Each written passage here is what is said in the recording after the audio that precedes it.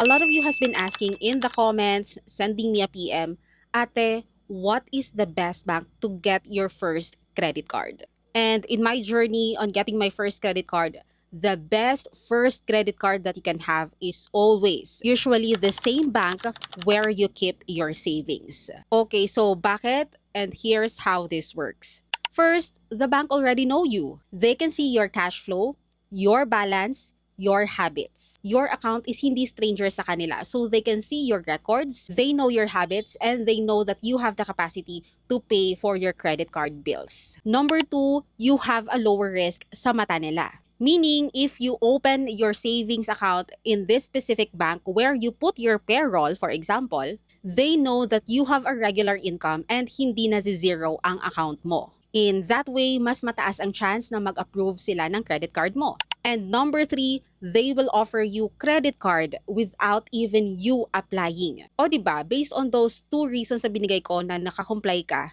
meaning pre-approve ka na sa credit card nila. Or not just the credit card, maybe they will offer you initially a secured credit card.